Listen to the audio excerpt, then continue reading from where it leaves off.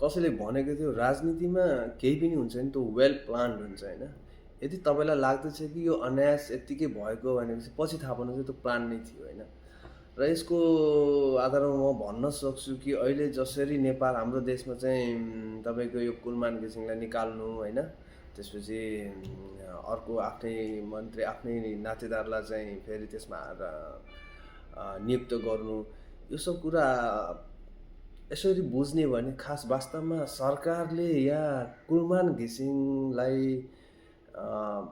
एउटा सिर्फ एउटा पात्र बनाएर जहाँ खासमा यो जुन राजाको लागि जुन आन्दोलन भइरहेको थियो, जुन देशमा चाहिँ चर्काचर्की भइरहेको थियो, जस नेताहरूले चाहिँ आफ्नो एउटा वेल प्लान्ड एउटा चाहिँ ट्रिक गरेर चाहिँ सिनेरियो बदलेको मात्र हो जहाँसम्म मलाई लाग्छ है होइन।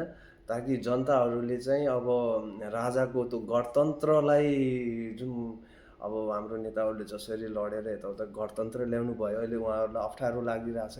जस्ट एउटा चाहिँ ट्रिक गरेर उहाँले चाहिँ जुन यो खेललाई पलट दिनुभयो र जनताभरि सबै अब सहानुभूति कुलमान घिसिङकोतिर आयो भनेपछि राजा एक प्रकारले कतै न कतै ओझेलमा पर्यो। जुन चाहिँ कुराहरू निक्लिरहेको थियो, जसरी देश तातिरहेको थियो भनेपछि यो सिर्फ हाम्रो जुन हाम्रो नजर छ, हाम्रो जुन जो हाम्रो दिमागसित खेलिरहेको हो जस्तो मलाई लाग्छ है।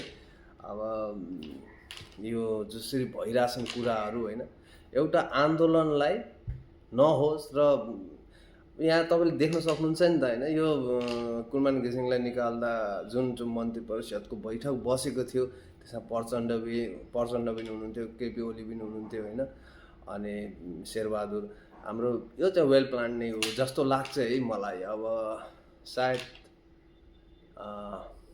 राजनीतिमा जे पनि हुन्छ। हिजो अस्ति एउटा मैले बहिनीको सुनेको थिएँ कि यो चाहिँ के अरे आगोमा चाहिँ घिउ थपे जस्तो भयो भनेर होइन।